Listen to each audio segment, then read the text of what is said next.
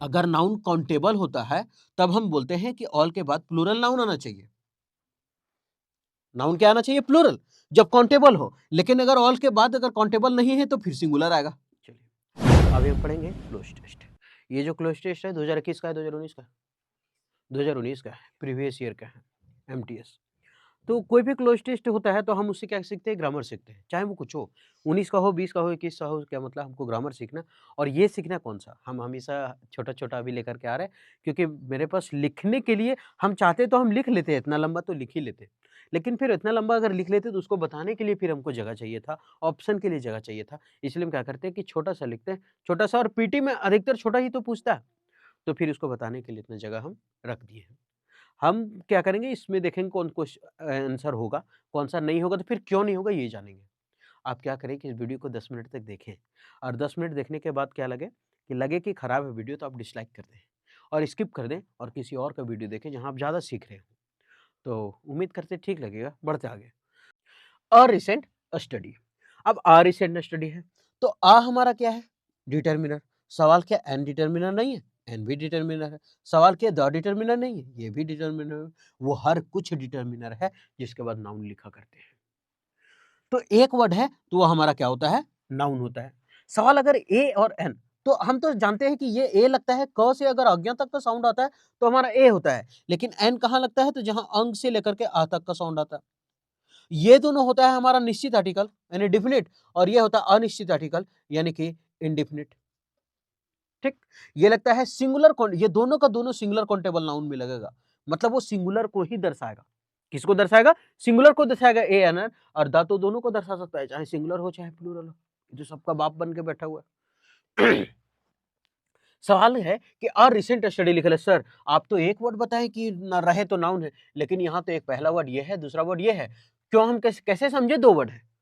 ये study verb भी तो हो सकता नहीं, क्योंकि वर्ब यहाँ पे दिया हुआ कंडक्टेड, सर्व्ड, ये सर्वेड, इंटरेस्टेड, हैपेंड, ये सभी दिया हुआ है। अब फंस गए क्योंकि वर्ब है यहाँ पे। इसका मतलब ये आगे बात तो दो वर्ड हो गया, और जब दो वर्ड हो गया तो आप तो एक ही वर्ड बताए नाउन है। तो दो वर्ड अगर हो तो पहला वाला को कर देना है आपको एडजेक्टिव, और दूसरा वाला को कर देना है आपको नाउन। अगर ठीक है सर क्या दो ही वर्ड रहेगा? तीन वर्ड नहीं हो सकता है? तीन वर्ड भी हो सकता है। अगर जब तीन वर्ड हो तो पहला वाला को करना है एडवर्ब, दूसरा वाला को करना है एडजेक्टिव, और तीसरा वाला को कर देना है नाउन। सवाल क्या सर तीन ही वर्ड रह सकता है, चार वर्ड नहीं सकता? चार वर्ड रह सकता है। चार वर्ड रहेगा तो पहला वाला एडवर्ब, दूसरा वाला एडजेक्टिव, तीसरा वाला नाउन, और चौथा वाला भीतर भेज देते हैं। चौथा वाला का काउंट नहीं किया जाता है। तो ये हो गया। अब यहाँ दो वर्ड है, तो पहला वाला हमारा एडजेक्टिव होगा और दूसरा वाला क्या होगा? नाउन है। तो ये पहला हमारा है एडजेक्टिव, और दूसरा वाला हो गया नाउन। और रिसेंट स्टडी, अब ये हमारा सब्जेक्ट के रूप में काउंट हो गया, और जब सब्जेक्ट के रूप में काउंट हो गया तो अब हमको यहाँ पर चाहिए वर्ब का फॉर्म, और वर्ब का फॉर्म यहाँ पर दिया गया है। ठीक? और जब वर्ब का फॉर्म दिया हो तो देखते हैं, एक रिसेंट स्टडी कराया गया है बाय एन इंडिपेंडेंट ऑर्गेनाइजेशन। किसके द्वारा कराया गया है? तो बाय है द्वारा। बाय क्या है? द्वारा, मतलब के द्वारा किया गया है। कराया नहीं गया है, किया गया है। ऐसा क्यों किया गया है? क्योंकि हम देख लेंगे अभी, क्योंकि अगर यहाँ इज एम बी का जितना भी रूप है, is am are was were been being, और एक खुद भी आठ को, आठों के साथ अगर वर्ब का तीसरा फॉर्म आता है तो पेसिव में होता है, लेकिन यहाँ खुद कर रहा है, किसी के द्वारा नहीं करा है। तो कौन कर रहा है यहाँ पर? तो इंडिपेंडेंट ऑर्गेनाइजेशन, स्वतंत्र संगठन। एक स्वतंत्र संगठन है, वो पर यहाँ पर एक हाल ही का अध्ययन किया है ना? उस क्या किया है? अध्ययन किया है। अब यहाँ पे एन है, एन हमारा डिटरमिनर है, डिटरमिनर के बाद क्या वर्ड है वहां पर हो? तो इंडिपेंडेंट ऑर्गेनाइजेशन है। बाकी ये तो रिपोर्टेड वर्ब हो गया। तो वहां दो वर्ड है, दो वर्ड है, तो पहला एडजेक्टिव होगा, दूसरा नाउन होगा। तो ये है हमारा एडजेक्टिव और ये है हमारा नाउन। और रिसेंट स्टडी, अब क्या किया गया? सर्वे कराया गया? नहीं, सर्वे कोई चीज जो होता है हम लोग घूम घूम के करते हैं, समाज सर्वे करता है कि तोरा घर कई छागर है, तोरा घर कई बैल है, तोरा घर कैक बैल है, तोरा घर कैक छागर है? तो बोला नहीं, मेरे घर एक भी बैल और एक भी छागर बकरी नहीं है। तो बोला सबसे बड़ा बैल तो तू है रे, गांव में होकर के बैल नहीं रखा है तुम, गाय नहीं रखा है तुम। तो ऐसा है, तो इसका मतलब सर्वे तो हुआ नहीं।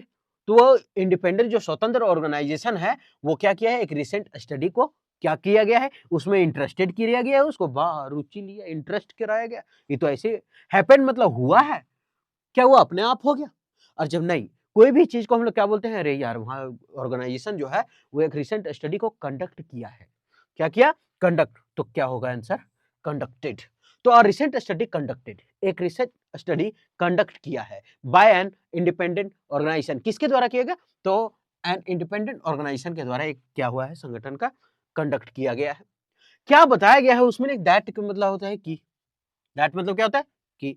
अब सवाल यहां अगर देखें आर रिसेंट स्टडी, तो यहां भरे थे कंडक्टेड, क्या भरे? कंडक्टेड। और ये जो कंडक्टेड है वो हमारा पास्ट टेंस का है। तो सवाल है कि अगर सेंटेंस पास्ट टेंस का है तो आगे भी पास्ट टेंस होना चाहिए, क्योंकि कोई भी क्लोज पैसेज हो, कोई भी कहानी हो, अगर पास्ट से स्टार्ट हुआ तो पास्ट में चलेगा, अगर फ्यूचर से स्टार्ट हुआ तो फ्यूचर में चलेगा, बस खाली एक्सेप्शन नहीं आना चाहिए उसमें। तो ये पास्ट का टेंस है, तो फिर अगर आगे देख रहे हैं तो यहाँ कंडक्टेड ठीक है, क्योंकि यहाँ रिपोर्टेड भी पास्ट टेंस है। अगर यहाँ टेंस अगर बदल के दे देता तब भी हम सोचते कि साल नहीं पास्ट का ही होगा। तो ये दैट का मतलब कि ओनली 15%, कि केवल 15% जो आदमी है, कितना? 15%, ओनली 15%। कहां पर? College bound women. College bound women का मतलब होता है कॉलेज से संबंध रखने वाली महिलाएं या फिर कॉलेज आने जाने वाली महिलाएं, तो यह है कॉलेज बाउंड। अच्छा एक मिनट, हम बोल रहे कि एक हाल ही में स्टडी हुआ है और किया है स्वतंत्र संगठन, ये बताया है कि 15% कॉलेज बाउंड की महिलाएं या फिर कॉलेज बाउंड में महिलाएं, बोलते हैं कॉलेज, मतलब कॉलेज बाउंड कहने का मतलब कि कॉलेज आने जाने वाली महिलाओं, तो कॉलेज के होगा ना, कि कॉलेज में होगा? कॉलेज के साथ तो होगा नहीं, कॉलेज तो कॉलेज के साथ तो होगा नहीं, पकड़ के चलेगा कॉलेज के, ए कॉलेज साथ कोलंबस पकड़ हमारा हाथ चल तो रे दूर, ऐसा तो नहीं होगा, तो ये गलत। एट होता है किसी प्लेस के लिए, एट कोई छोटा प्लेस के लिए होगा, तो एट कॉलेज होगा नहीं, क्यों? क्योंकि 15% हमको वुमेन को बताना है, कॉलेज की वुमेन, और कॉलेज का इंग्लिश हमको होता है ऑफ, हालांकि एपोस्ट्रोफी एस का मतलब भी तो होता है का, लेकिन ये ह्यूमन के लिए होता है, तब तो बोलते हैं माय फादर्स नेम, तो एपोस्ट्रोफीस लगाते हैं फादर्स में, माय सिस्टर्स नेम, लेकिन ऑफ होता है किसके लिए?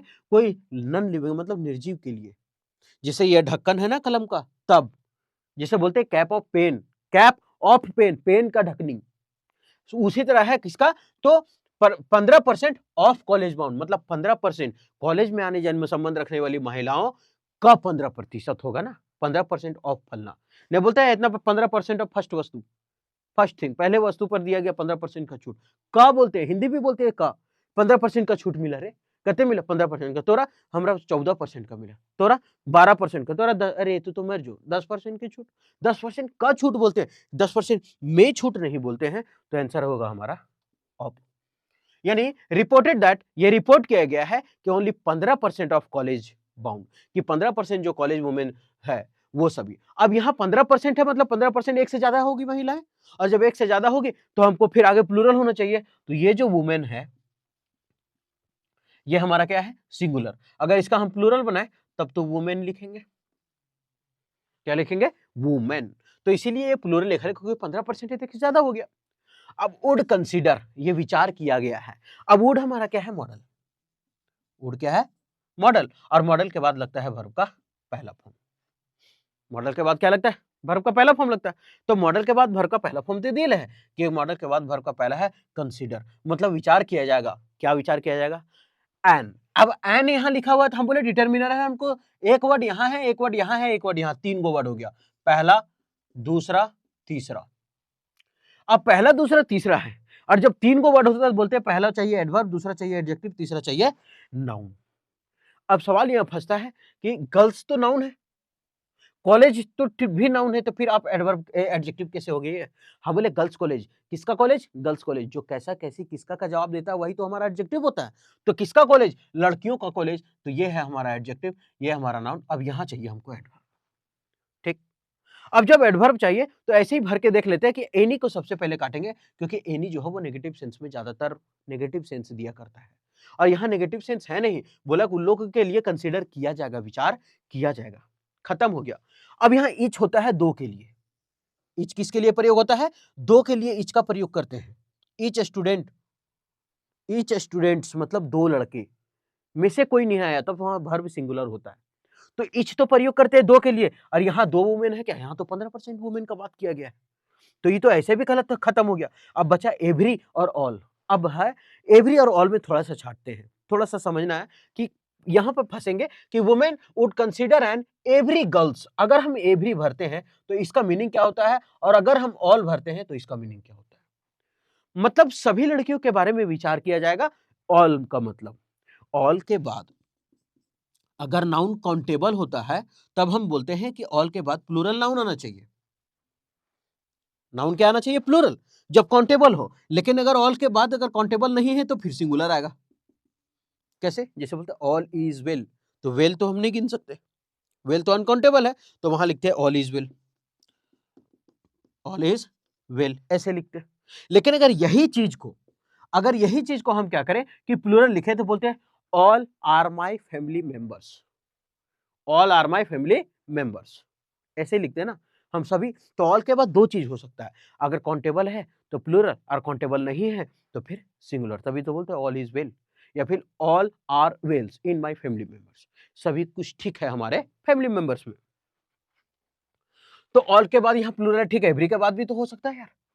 तो सवाल है कि कॉलेज की सभी लड़कियों के बारे में विचार किया जाएगा कि कॉलेज के प्रत्येक लड़की के बारे में सोचेंगे? अरे यार वो मोटकी लड़की आती है उसके बारे में सोचते हैं। अच्छा वो ढेवा रखी आती है, अब उसके बारे में सोचो, उसके बारे में छोड़ दो, अब उसके बारे में सोचते हैं। उसको चश्मा देना पड़ेगा। अच्छा वो जो आती है गोरे गोरे एकदम चिकन है, उसके बारे में सोचो। दूध जैसन ना देखे, दूध जैसन छाली जैसन चमको, अच्छा उसके बारे में सोचना है। फिर सोचा अरे वो भूताही एकदम ये लाल चीटी ब्लैक चीटी जैसे दिखता है, उसके बारे में सोचो। ऐसा होता है, ठीक है। तो ये सभी चीज, तो अब ये सब, तो इसका मतलब ये थोड़ी है कि प्रत्येक लड़की के बारे में सोचेगा, नहीं, सभी लड़की के बारे में एक बार सोचा जाएगा ना। ऐसा थोड़ी है कि अच्छा तुम्हारा बाप 25,000 कमाता है, तेरे बारे में कुछ कम सोचेंगे, और जिसे किसका बाप अगर 12,000 कमा रहा है उसके बारे में ज्यादा सोचेंगे, नहीं। जो है सबका एक ही बार सोचेंगे, प्रत्येक लड़की के बारे में नहीं सोचेंगे। तब यहाँ होगा ऑल, एवरी नहीं होगा, प्रत्येक लड़की। जब बोलते हैं आम प्रत्येक लड़की को दिया जाएगा, तो एक एक आम प्रत्येक मतलब एक को दिया जाएगा, और सभी लड़की को दिया जाएगा और प्रत्येक लड़की को दिया जाएगा, अंतर होता है। सभी लड़की को दिया जाएगा मतलब दे दिया है, ले जा जिसको जितना मर्जी, ऐसा। प्रत्येक मतलब हर एक को मिलेगा, एक भी नहीं छूटेगा। यहाँ सभी में कुछ भी हो सकता है, तो इसलिए होगा ऑल गर्ल्स कॉलेज, सभी लड़की का कॉलेज। It is clear. अब इट क्या है हमारा? सिंगुलर। इट जो है वो हमारा सिंगुलर है जब हमारा सब्जेक्ट सिंगुलर हो। जब हमारा क्या हो? सब्जेक्ट सिंगुलर हो, तो वर्ब भी क्या होना चाहिए? सिंगुलर होना चाहिए। और जब सब्जेक्ट हमारा प्लूरल हो, तो वर्ब भी क्या होना चाहिए? प्लूरल होना चाहिए। सवाल वर्ब सिंगुलर, हम तो समझ जाते हैं कि सब्जेक्ट सिंगुलर कब है, जब उसमें एस लगा तो हमारा प्लूरल हो गया नाउन में। लेकिन अगर वर्ब में एस लग जाता है ना लास्ट में तो हमारा सिंगुलर बनता है। ये याद रखते हैं, A for apple B for ball वाला कहानी से। तो एस फॉर सिंगुलर होता है, और जब एस फॉर सिंगुलर होता है तो क्या इज सिंगुलर है? हाँ है सिंगुलर है। लास्ट में जिसका है एस है वो सिंगुलर है। वाज है तो हाँ है, इट्स हाँ है, नीड्स हाँ है, रन्स हाँ है, जिसके जिसके अंत में एस है वो हमारा सब सिंगुलर है। तो इट हमारा सिंगुलर है। जब सब्जेक्ट सिंगुलर हो तो वर्ब सिंगुलर होगा, और वर्ब सिंगुलर होने के लिए उसको क्या होना पड़ेगा? एस लगना पड़ेगा। तो इट इज क्लियर, ये साफ है। क्या है? It is clear. ये अच्छा है, मतलब ये तो यहाँ पूरा स्पष्ट है, इट इज क्लियर। अब सबसे पहले वेदर को हम छांटते थे, क्योंकि वेदर जो है अपने साथ कंजक्शन और को चाहिए। तो अगर और चाहिए तो it is clear whether women's colleges must become coeducational in order. चलिए ये तो होगा नहीं, क्योंकि इसका रिलेशन भी नहीं दिया और इसका लगाने से कोई सेंस नहीं निकलेगा, क्योंकि वेदर के साथ और चाहिए। इफ हमारा कंडीशनल सेंटेंस में ज्यादातर प्रयोग हुआ करता है कि is clear if women's colleges must become, if नहीं, यदि तो होगा नहीं। तो मेरे पास एक बच्चा दिस और दैट, तो यहाँ क्या होगा? Is clear that, it is clear that. ऐसे बोलते हैं तो बे मुंह में आता है, इट इज क्लियर दिस नहीं होता है, इट इज क्लियर दिस नहीं, इट इज क्लियर दैट।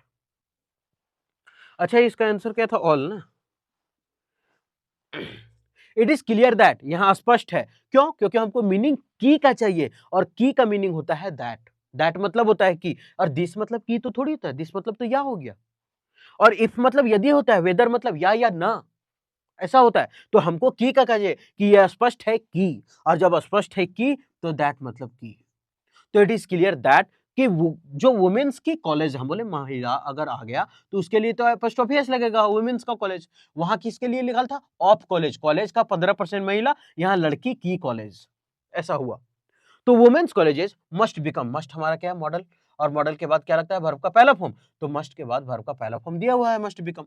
को एजुकेशनल मतलब सह शिक्षा, को एजुकेशनल मतलब सह शिक्षण स्थान इन ऑर्डर। अब इन ऑर्डर टू का मतलब अच्छा साथे आता है, आप याद रखें इन ऑर्डर टू हमेशा साथ में प्रयोग होता है, इन ऑर्डर टू ही होता है हमेशा, फिक्स है। इन ऑर्डर विथ और इन ऑर्डर ऑफ और इन ऑर्डर इन होता नहीं है, हमेशा एक ही चीज प्रयोग होता है, इन ऑर्डर टू इस तरह से सर्वाइव हो रहा है, ऐसा coeducational in order to survive. तो हमेशा याद रखें कि ये फिक्स है, इसको बदलना नहीं है, इन ऑर्डर टू ही होता है। In order to, due to, ये हमेशा साथ में होता है। Adhere to, with a view to, looking forward to, सब साथ में आया करता है, ठीक है। तो लेकिन वो सब तो आगे लेगा, अपना आईएनजी फॉर्म लेता है, लेकिन यहाँ ये याद रखना अलग से, ये अलग है, इसको याद रखना इन ऑर्डर टू, ये अलग याद रखना वो सबसे, वो ऐसे बता दिए कि टू साथ में आता है, तो इस तरह से याद रखना ये fix preposition in order to ही साथ में लिखाता है। जब भी लिखाएगा इन ऑर्डर तो इन ऑर्डर खाली नहीं लिखाएगा, जब लिखाएगा तो इन ऑर्डर टू ही लिखाएगा, साथ ही लिखाएगा, हमेशा साथ ही लिखाएगा, ठीक है, वो अलग था। तो ये था पूरा क्लोज पैसेज। अब हम जब ऑप्शन बता रहे होंगे तो इसमें थोड़ा-सा लग रहा होगा कि साला समझ में नहीं आया इसका।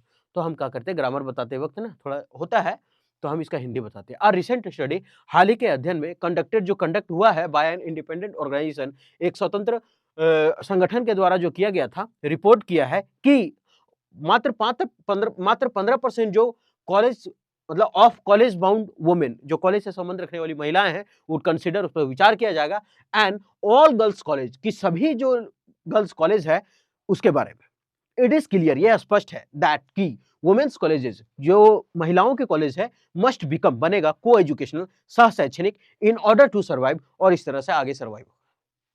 तो ये था पूरा क्लोज टेस्ट का मतलब। तो उम्मीद करते हैं कि ये सेशन ठीक लगा होगा, और ठीक लगा तो आप हमारे साथ कंटिन्यू रहें। फिर मिलते हैं नेक्स्ट वीडियो में।